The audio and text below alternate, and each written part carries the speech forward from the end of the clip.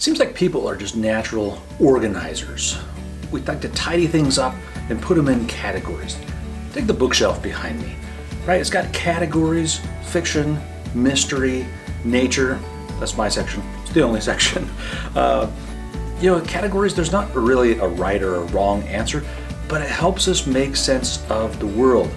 One time she tried to organize things based on color, and just colors the rainbow left to right. Drove her nuts because you really can't find anything. It's not a useful system. So although there's not a right or a wrong way to classify things, there's certainly better ways than others. But it helps us not only organize our stuff, but our mind. And whenever we have a lot of information, it's helpful to classify it. So when we classify living things, or taxonomy as it's sometimes known, we're just trying to make groups and names that make sense for them. And there's a lot of species to name, with 1.8 million species and probably another 7 million out there that have yet to be discovered. There's a lot of organization to do. It's a lot bigger than a bookshelf. When Carl Linnaeus started classifying, he just made a simple system. And the simplicity was great. It was either plant or animal. But as we started discovering more, there was more to really kind of make a group. Take a look at this breakdown. Well, here's one view of the diversity of life on Earth. Let's look at some of the major groups here. We got, of course, the insects. There's angiosperms, or flowering plants, mollusks, snails, slugs, things like that. And then, of course, the mushrooms. So this is just diversity, not abundance. If you were talking about abundance, then you'd be looking at bacteria as the most abundant organisms on Earth. Also, I might note, in terms of their diversity, is that little sliver right there, but bacteria are probably really undercounted. We just have only been able to start discovering more and more of them. The other thing I'll point out here is the familiar things like fish, amphibians, mammals, birds. These occupy a pretty small slice of the diversity of life. These other ones I put out there are the most diverse. When it comes to then classifying these, there's a whole lot of them, and more to come. It's probably around 8 million species on Earth, not 1.8 million. But early on, Linnaeus started classifying everything as a plant or an animal. Then, as people started looking at it closer, realized fungi are really not plants. They do things differently. They belong in their own group. Okay, so now we have kind of a third major group or kingdom. And then they said protists, things like algae, kelp, they belong somewhere else. They're not really a plant. They live in the lakes and the oceans. They're a different thing. And all these are really kind of similar, very different than these new things we're seeing under the microscope, archaea and bacteria. And this kind of brings us to a fairly modern look at the diversity of life and how we would classify it today. And we'll look at these more a little bit later. Okay, so let's talk about this classification hierarchy. The groups I was just showing you were domains and kingdoms. And let's apply that to something like a fox. But first, let me just kind of go back and explain. This classification hierarchy, it's kind of like when you go into a big store like a Walmart or a Target and you want to look for some clothing. Well, there's kind of 3 major sections of the store, and that'd be a little bit like the domains. You want to go to the clothing section, not the food or the hardware section. And then within that, within the clothing section, you want to say, well, I want to go to women's, men's, or kids' clothing. And so that would be the next level down. So this is a system we naturally sort of use. For the fox here, he's in the domain Eukarya. He's in the Animalia, or animal kingdom. And then it narrows it down a little more from there until you get to the species, the most specific type of thing it is, which is the fox. Well, let's take this and apply it to this little plant, which is an arnica. And I want to go through each of these levels to kind of give you a sense of what they mean, going from the broadest domain all the way down to the species. All right, so domain. We know that this is in the eukarya group. And we know that because if we were to look at the cells of the plant, they'd have a nucleus in them. But even easier still, it can't be archaea or bacteria because they are only big enough to be seen with a powerful microscope. And we can see this plant with our naked eyes. So we can easily eliminate those two groups. Now, sometimes bacteria grow up so much that you can see them with your naked eyes, but they don't have a distinct form like this plant does. All right, well, what about the other groups within eukarya, the kingdoms? Well, we can easily put it in the plant group, right? Because we know it's not a protist. It doesn't move around in water. It doesn't swim. It's not an algae. It has leaves and flowers. Definitely not an animal. It doesn't move around. It's not furry or feathery. That's pretty easy to eliminate. And can't be a fungus because although it lives on the ground and has roots, it's also green. Unlike most fungi, it makes its own food. So there we've got it to the major group of eukarya and then the kingdom of plants. Well, let's move on from there to more specific categories because the plant kingdom is huge. And here's our little arnica all the way down here in the bottom right-hand corner. And we're going to eliminate lots of plants along the way. And this is why we have this. Again, kind of like walking into that store, it can be overwhelming. And there's an overwhelming number of plant species, over 300,000. So let's get it narrowed down a little bit. So let's narrow down to phylum, the next narrower category. That's in the phylum of flowering plants. We can see that it has a flower, so that means we can eliminate everything up here on the top, the mosses, we can eliminate ferns, we can eliminate all the conifers and gymnosperms. Those are all gone. Okay, so now we're in the flowering plant group. Everything here has flowers. We've narrowed it down a little more. Let's move a little quicker through the next ones down to class. Okay, so this is in the group called the dicots or eudicots, meaning we can eliminate this group over here on the left, which would be the monocots. Those are gone. Narrowed it down more. Let's move to order. This one has a little more scientific sound to it, the Asterales. So we can eliminate a lot more of these guys. Okay, now we're down to Asterales, an order, still a big group, but a lot more manageable than the other ones. Let's narrow it down to family. This is in the sunflower family. You can even see it really kind of looks like a sunflower, which means we can eliminate the bellflowers. Now everything here looks pretty similar, doesn't it? I mean, except for that one purple flowered one.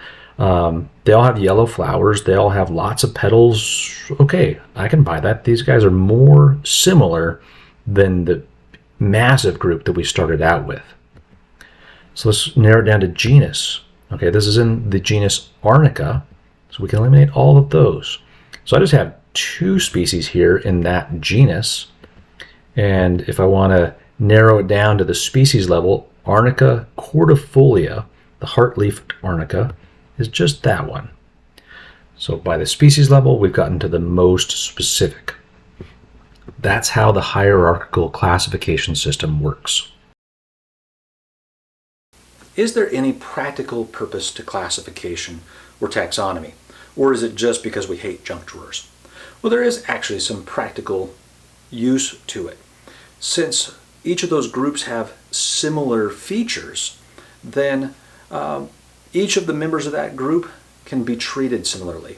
And I'm talking about a medical situation where if someone has an infectious disease and a doctor wants to treat it, it's important to know what the cause of that is. Is it a virus or bacterium, or is it a protist? And those are 3 very different groups of things. And based on which category it falls in, you would choose a different course of treatment. Because bacteria can be treated, for example, by antibiotics, whereas viruses and protists cannot. They need something different.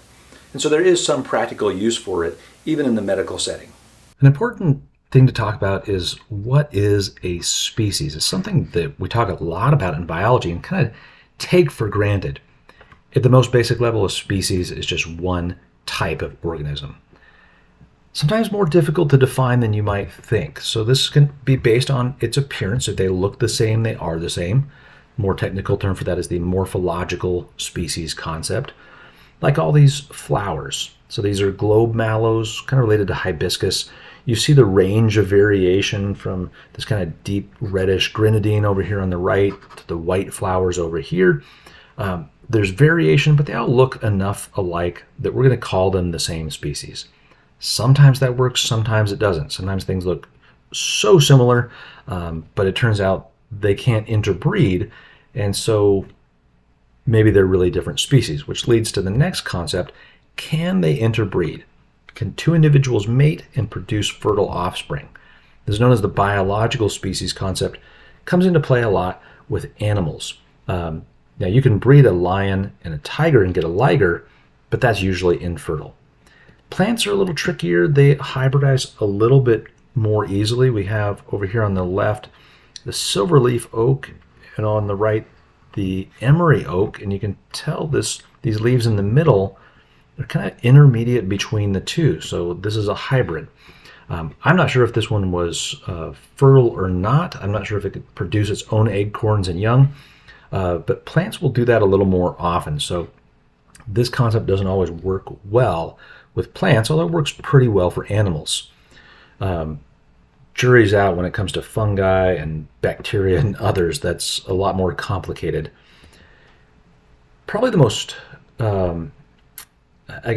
current way of defining species is to look at their ancestry or their phylogeny, the phylogenetic species concept. And this takes sort of an evolutionary view of things, like this plant family tree shown here.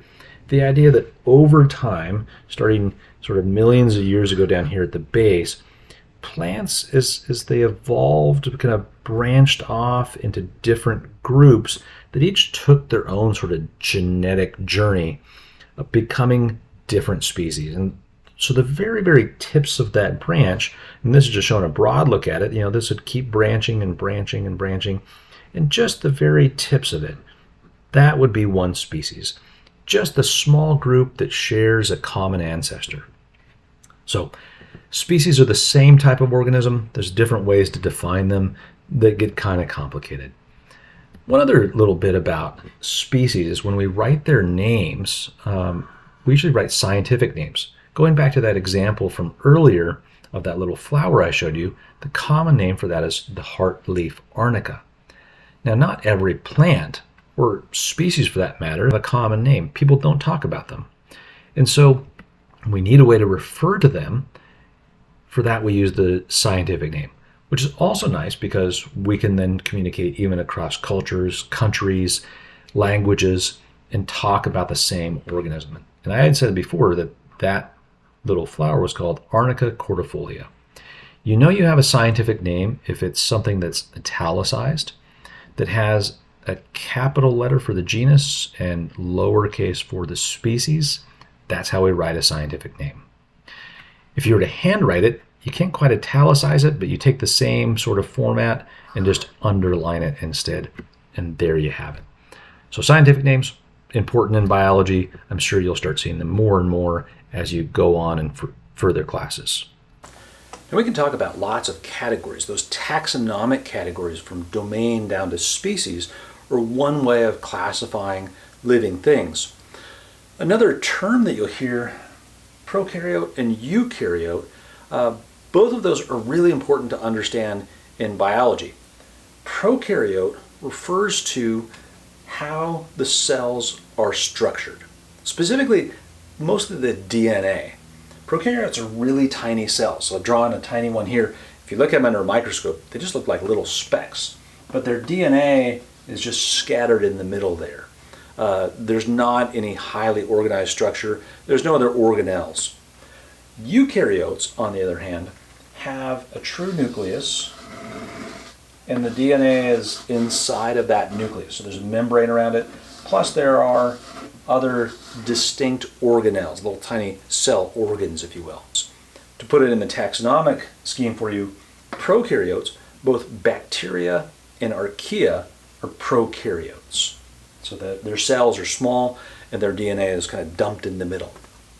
Eukaryotes, on the other hand, are the things you're more familiar with. So plants, animals, fungi, and the somewhat less familiar protists would fall into this category. Let's wrap up with a broad perspective, kind of where we started, but this time with an evolutionary perspective. You notice these three groups up here have the blue bacteria, archaea in red, and eukaryote in brown, or eukarya, are our three major domains. We assume that all of these have evolved from a common ancestor. That's what this one means down here, the last universal common ancestor. Bacteria have been around for a couple billion years and evolved into lots of different subgroups, including even photosynthetic ones like cyanobacteria, some that cause disease, some that are helpful. Archaea, likewise, even their name means ancient, has been around a while and diversified into a lot of groups. Now, let's look at eukarya. It's a little bit different, and we have, remember, within that one, different kingdoms. The pretty familiar animal, fungus, and plant kingdoms, and a true kingdom, and I would call these a kingdom, should be at the end of a branch. They should all share a common ancestor. So animals are all here on their own branch, and that branched out again into the different types of animals that we have. Same with fungi and plants. But the rest of the ones in brown, the slime molds, entamoeba, diplomonads, and all these other weird sounding names, are on branches that end separately. So they're not just a single group with a single common ancestor. Kind of like your family tree should have common ancestors. Well, these have ancestors all over the place. So we don't call them a true kingdom. We call it the protist group. Otherwise, we'd have to have probably like 15 different kingdoms if we were to split it up this way, which would be kind of confusing and cumbersome. So we just leave it with protists and realize they're not a group like the rest. But this kind of shows you the evolutionary background of these major domains and the kingdoms within eukarya. One last question as we wrap up. Are you a natural organizer? Good test might be this. Do you have only one junk drawer, or is every drawer a junk drawer in your house? If you only have one, or maybe you're the rare one that has no junk drawers, then you're a natural taxonomist. You like this stuff. Either way, I'd be curious to hear your comments or questions about this if you want to leave them in the comments section. Well, thanks for watching. Until next time, keep enjoying life.